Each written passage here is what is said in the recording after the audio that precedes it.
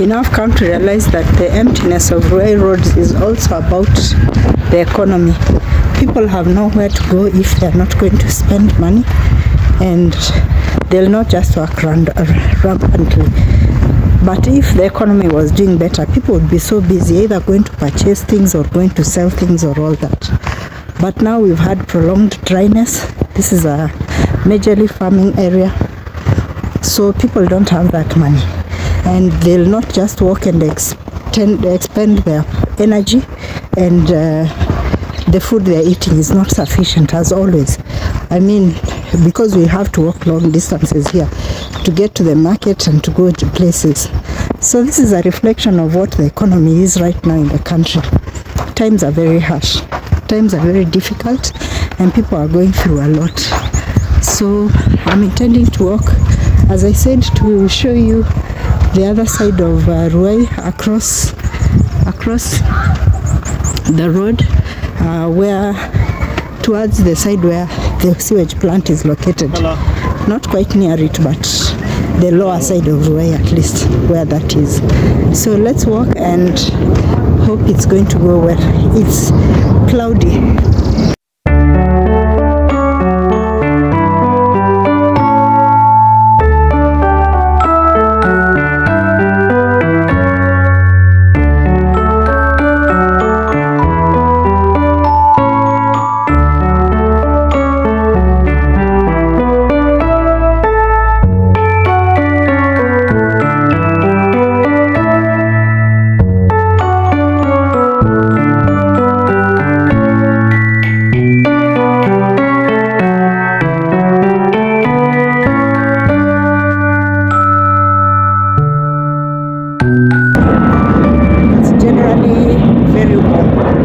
I'm liking this, yeah, because it's very warm but very cloudy, and it has been just as it was, but yesterday it was a bit cold. Today there's been no cold but just cloudiness. So let's go. It's unbelievable how dusty it is. Like, I'm even feeling like covering my mouth to keep the dust away. It's so dusty. So I've bypassed the market, and one thing I've noticed is that at the market that is nearest to where I am, a lot of stalls are closed. The people who have stalls have stock that is not so much. I mean, there's a glaring indication that the economy is very bad right now. You can see it in the faces of people. People are tired, people are hungry, people are lacking, and very sad. And of course, again, on this road as I'm walking, it's just like most other roads of Ruai. Very few people, but the dust here is a bit much more than where we are. Again, it's because this place usually has a lot of flood water, and the topsoil cannot be retained for long. Unlike where we are, it's not as it doesn't get as flooded as much, so we don't have so much topsoil. And there's also more construction going on this side than our place. I think it's just that much less developed, more empty plots than where we are. So let's continue walking and see how this goes. You can see it's empty plots,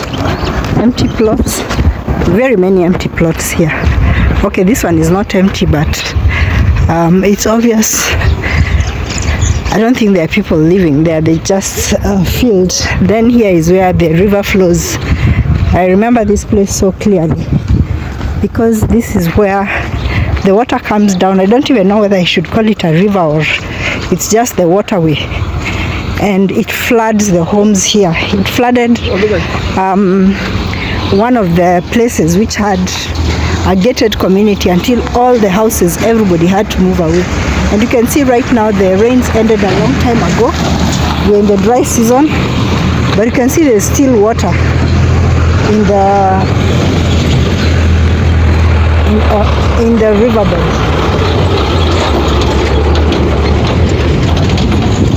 Look at that. It's been dry for months, but there's this stagnant water, and it's a lot of it. Yeah, this place floods terribly. Do you see how high the foundations of the compounds are. Not just the walls, but even the compounds. The people have to raise their compounds, back up the ground with a lot of what do you call it? A lot of soil, so that it can raise up the foundation, and also the house level can go up, so that when flood waters come, they escape the flood waters even if they are on the road is flooded. This is very necessary here. There are very many empty lots here. Very many, much more than where we are. It's not as there's not as much occupation as where we are further up the road. It's just vast areas of unoccupied land everywhere you look. Yeah, that road takes you to Kamulu, further on ahead, and this time there are even a bit more houses, but by the first time I started coming this side, we'd walk for kilometers on end without seeing anybody. It's very quiet here, very, very quiet. Like no children playing, no cars bypassing, nothing. Just a lot of quietness. Yeah, you can see the place is as silent as anything else, as bare of people. And again, I must again repeat that this is also an indicator of how the economy is, because normally you'd find at least one or two people in different plots have come to settle, but still there's much more occupancy than there was the last time I came here. I think I must give credit for that. Maybe it's just that some of the houses are hidden inside, not places that you can see, but there's a bit much more occupancy than there was the last time I was here. Yeah, I can see a fruit kibanda.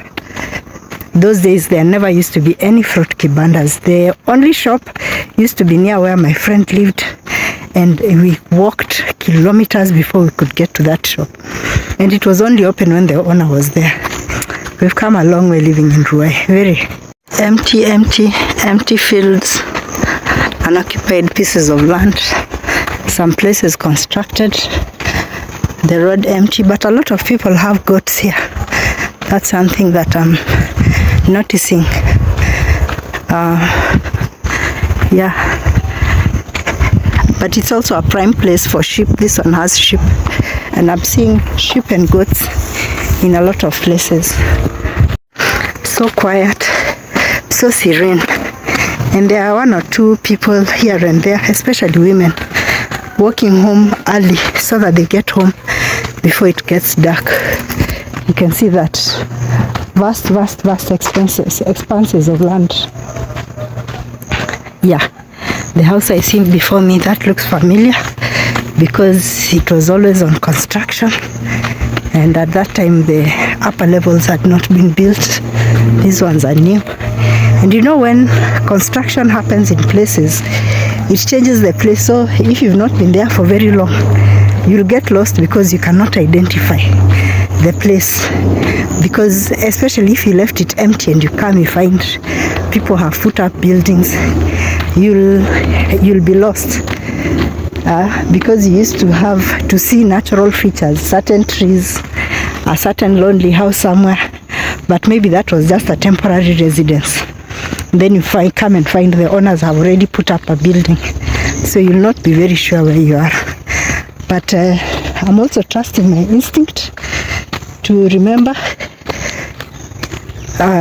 because apart from just walking the region, I've also been here many times. But this place floods, and floods a lot. We are at a much lower altitude than where I live. It's just that there's a lot of construction you can't see. But when I'm on the main road coming down this way, then that's when I can show you, and you can see that the altitude here is very much lower. So yeah, you can see empty plots, a lot of empty plots, and they are not empty because they don't have owners. It's either the owners don't yet have enough money, or they still have wrangles at Embakasi ranching, or yeah, and you know, sometimes there are cases of people who, the owners of the plots of land are deceased, and the papers might have gotten lost or might have been taken by somebody else, and they're in the process of trying to, there are so many situations that can happen with land anyway.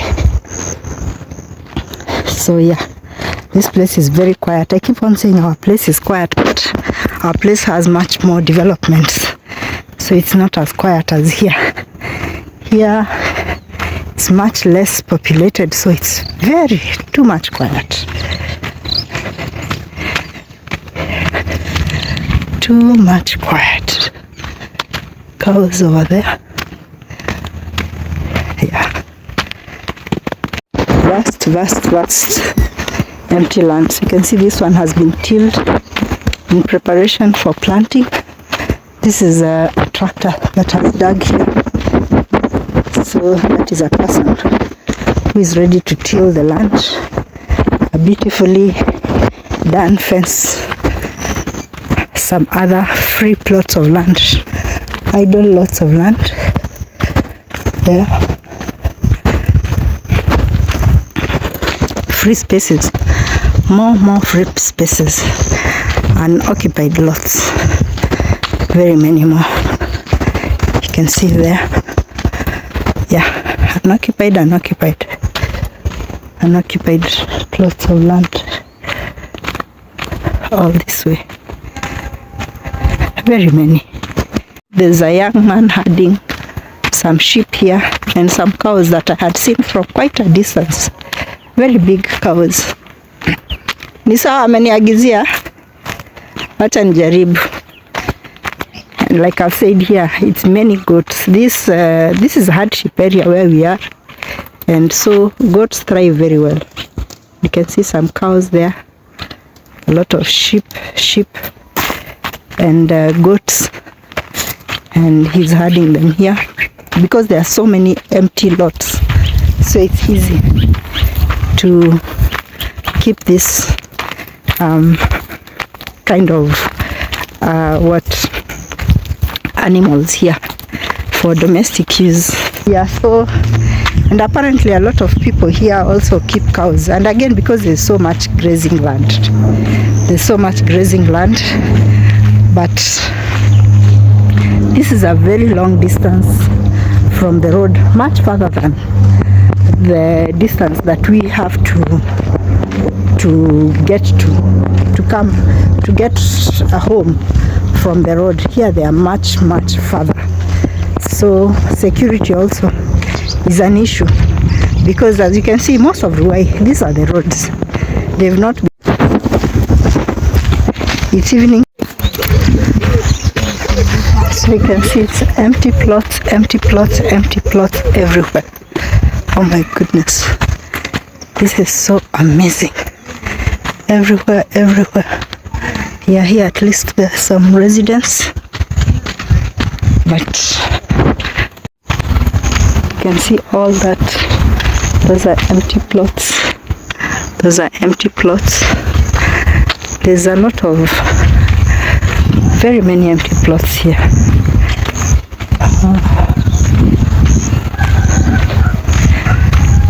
And hoping to God that some of these people are not tied down somewhere paying rent and wondering how to get out of the difficulty of paying rent every month, yet they have vast pieces of land here that are lying and hoping, waiting upon them to come and become tenants on their own plots of land. You can see that. And you can see how the water has dug gullies on the road. Yeah, because I'm telling you, here the water collects. If in our place we already find it a difficulty the way the water flows downwards, and this is the lower side where it comes to. I know here it becomes total chaos, and probably the owners, some of them have ever come here or had word from their neighbors about how bad it gets, and they've decided until they can afford to come and put proper embankments or proper channels for the water to flow away have been created by the powers that be, elected leaders. They'll not come to settle here because they wouldn't afford to manage living in a place where they don't have access most of the time to their homes. Considering I've been coming to this place for over 10 years and the change is not very big, this is just clear indication that the economy is not doing very well. There hasn't been a very big change in people's lifestyles for the economy to develop where people can have a better chance at living better than they used to. Yeah, because you'd expect in 10 years, I know there's some change, but there's still a lot of underdevelopment, and you just pray for better to happen. You see, like this is a plot where the foundation had not even been fully dug, but it had been lowered a bit. But you see that the water is stagnant. This is several months after the rains got finished, but the water is still here, and there's evidence that the cows come here to drink water.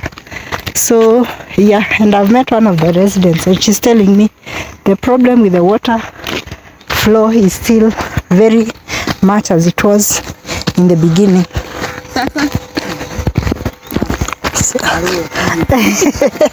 Huko umemwona?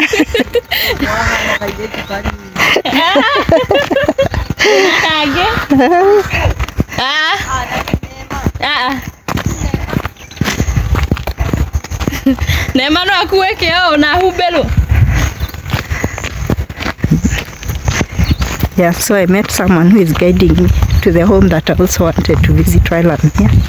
You can see, like I'm telling you, a lot of empty plots of land.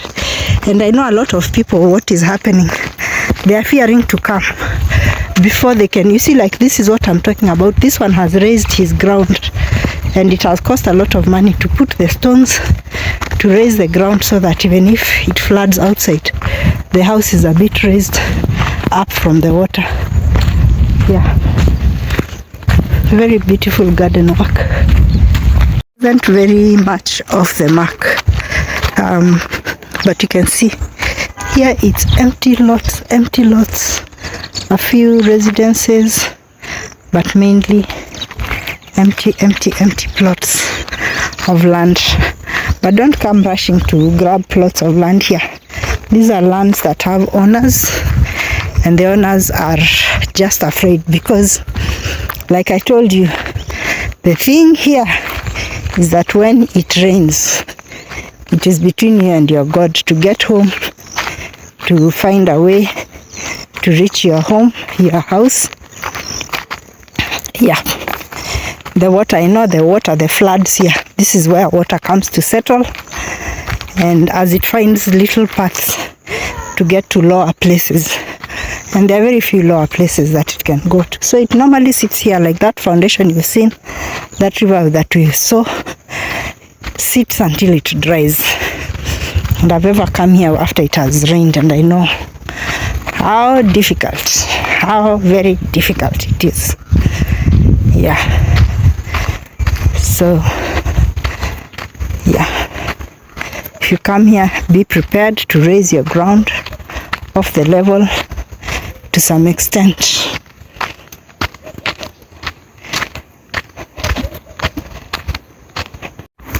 More and more empty plots of land everywhere.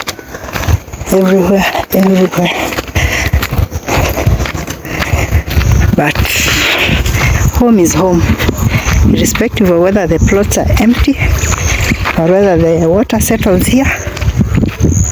You can't run away from home. You take it as it is. You live it in it. You live in it, and you thank God for it. Yeah. That's it. Where I was going, and this mama here is Mrs. Kemeu. She's called Veronica. She's my friend for many years, over 10 years, over 15 years in fact. And so we are catching up. I'm so glad. God is good. We've walked a very long journey with her. Her husband was the catechist of our church. When we worshipped together before we moved the congregation, we moved to a different congregation. And now I'm seeing grandchildren who I saw being born. And now they are 7, 10-year-olds, 12-year-olds. We are catching up with some of her grandchildren about how they are faring on because my organization helped them. And I'm so glad to hear that they are doing well. So we give thanks and glory. And I'm happy that I took this walk and will go with you when I'm going back home. I'm not going to take long here. Yeah, this is her again. Nasalimia watu. Makevia akuoko. Yeah. My friend is escorting me a bit just to show me. In Kikamba we say kukwate wangite. Somebody gives you a small push out of their house just until the corner of the road, and then we say goodbye. I'm so glad I came, and after we part I'm just going to go on showing you, even if I'll not talk much. Thank you very much for walking with me and walking and helping and allowing me to introduce my friend to you. Yeah, these are the women who have helped me up in faith, who I met when I first came here when I was very low. I had lost a child when I came here, and they held me up in faith and also in friendship, encouraged me.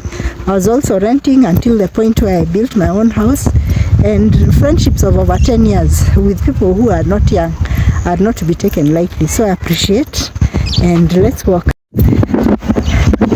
You know, things that please your soul so much, make you so happy. We also served together in community health as community health volunteers in the church, and her husband was also a very good friend of mine, and he lost his life several years back. We walked the journey with her through mourning. The children have grown up. I've seen them grow up from childhood to teenagehood to adulthood together with mine, and oh gosh, it is such good memories that I've rekindled in this visit, and I'm so happy. This was a very well worth visit, and I've appreciated it. Sometimes I say that when you get out of your comfort zone and walk a bit, you don't know what opportunity is going to be found up ahead where you'll go. And the catching up we've done, that goes back to friendships, people we know in common, people we've walked the journey of faith with, people we've interacted with in so many ways, you know, letting one another know who we're in touch with, how they are doing, what happened in their lives is very heartwarming, and is very building of character in you, because there's sympathy being exchanged, there's joy being exchanged, there's a bit of sorrow being exchanged. It's a prayer of a kind when you're interacting with people. And that's why in my recent video I was telling people, do not have that I don't care attitude. I mean, if I had that, I would have thought, I haven't seen this person in about a year or two. Why should I even bother to find out where they are? And I didn't have much in my hand that I can say I've come carrying this, but just that goodwill. And she told me, don't ever fail to come here because you're saying you have to buy anything or you have to get anything. Your presence is enough. That is a good friend. It's only that me, I have that guilt that always you must walk into a home carrying something. But how good is it to have a friend who doesn't care about what it is you're carrying? You just need to arrive. I'm very grateful that I'm very glad that I've come. The opportunity we've had to be together, I really appreciate it. So I'm heading back home now. There's still, actually a lot of construction has happened. It's just that the vast empty plots are still so many, but compared to before, we used to see like from here to a kilometer away, you see the next house that is visible. You wouldn't see anything, but now in comparison, maybe the route I passed had a bit more empty spaces, but now in comparison I can see there are quite a number of homes that are built here. And this is another place. You can see this one has stagnant water. a lot of stagnant water. Yeah. And this is, I'm sure at one point, Ruai is going to get development on the national scale of infrastructural development, where the sewage systems are going to be built. We don't have a preset sewage system here, though we have the Nairobi sewage plant near here. In the section where we are at, sewage systems haven't been set up, so the water stands still. People have to have pit latrines, and you have to find pathways and places for your water to get emptied. But another section of Ruai, the section that is nearer to the sewage plant, they have waterways, drainage systems that have already been set up in place, and for them they have that. But we'll be patient. We know it will also get to the side where we are at, and even this place where I am at the moment. So I've come full circle to the little kiosk where I had passed when I came.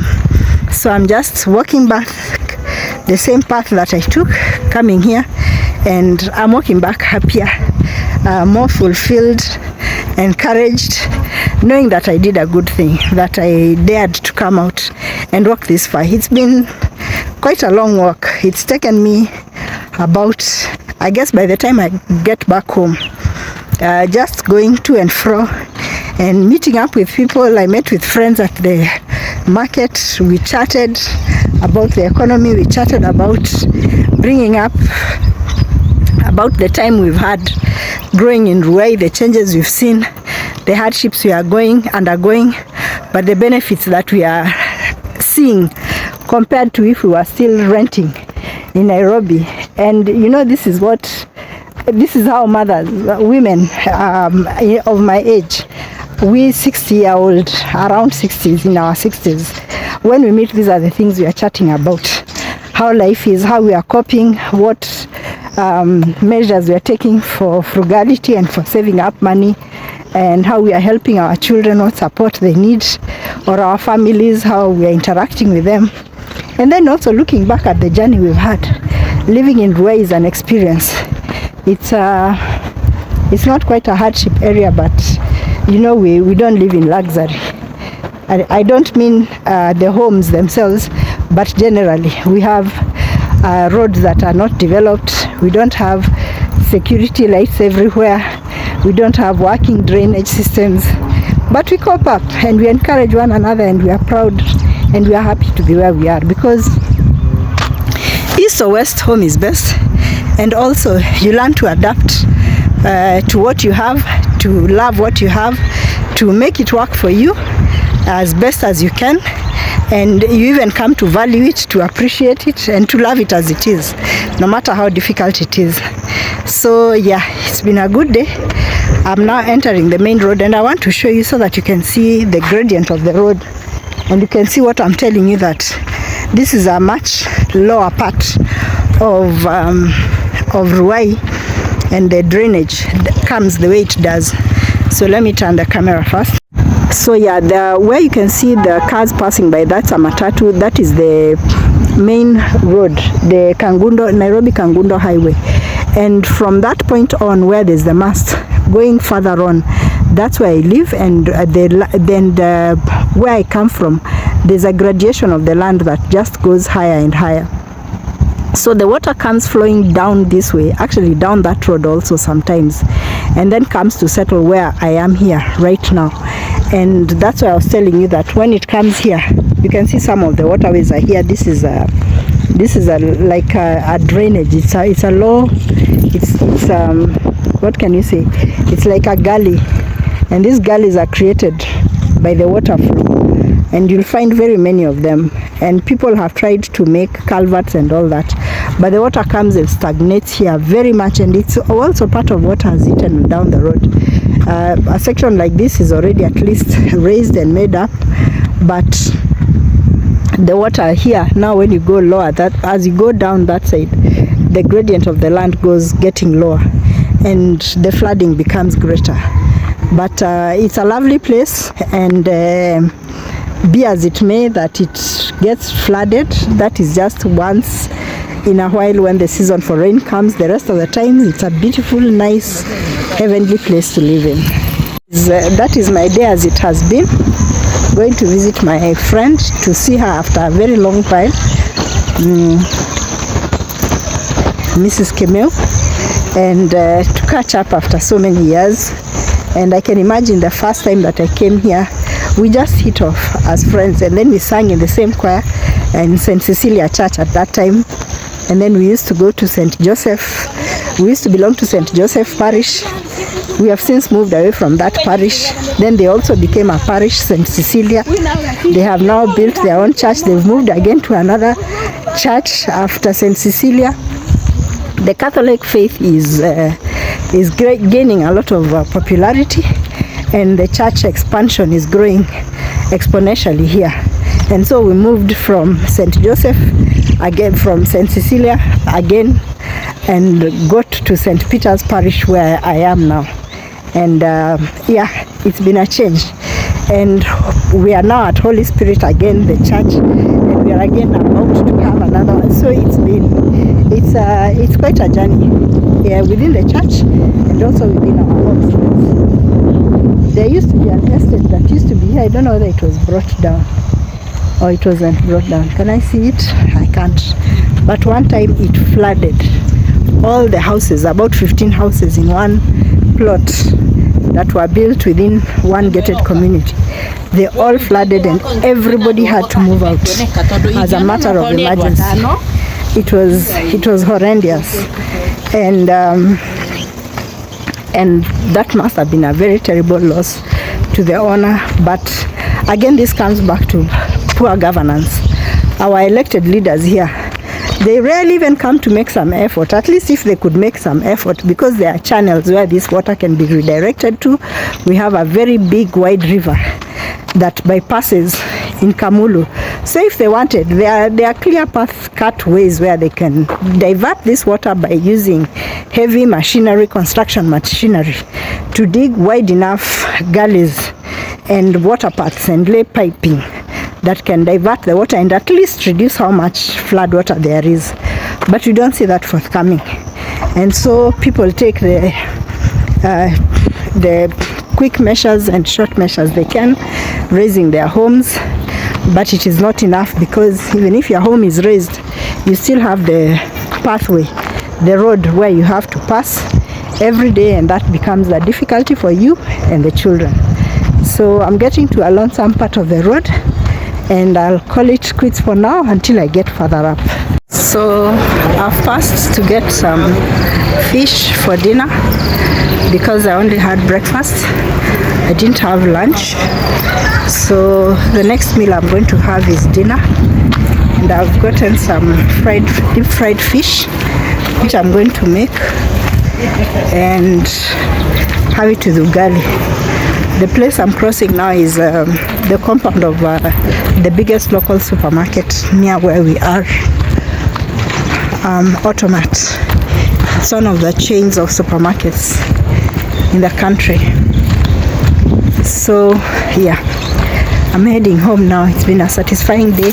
Again, on my way back, when I stopped to buy the fish, the lady who sells the fish is a friend of mine. She's a neighbor of mine.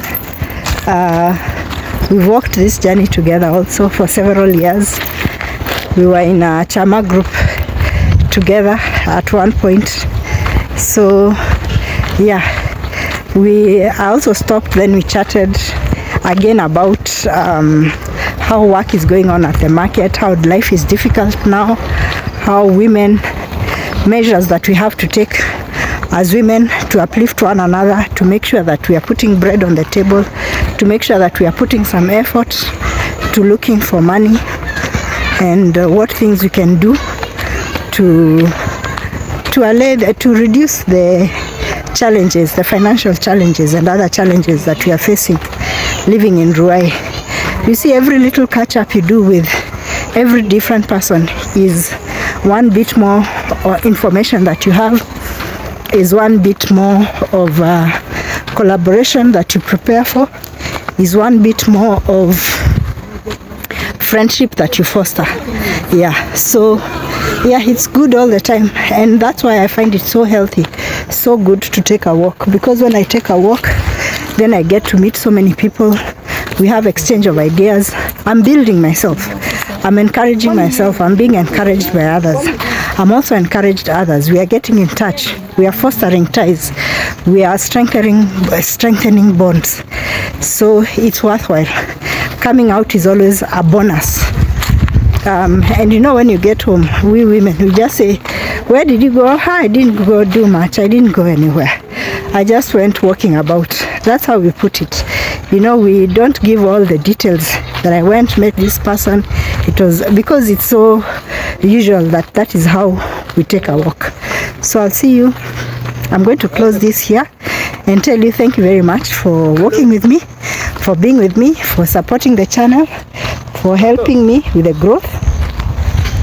Continue to stay here. Remember to like and to subscribe, leave a comment, share, tell a friend to tell a friend, and hope to see you in the next one. So from Ruai of Nairobi in magical Kenya, it's bye-bye. Toodles. God bless, guide and protect you, and meet you at your point of need.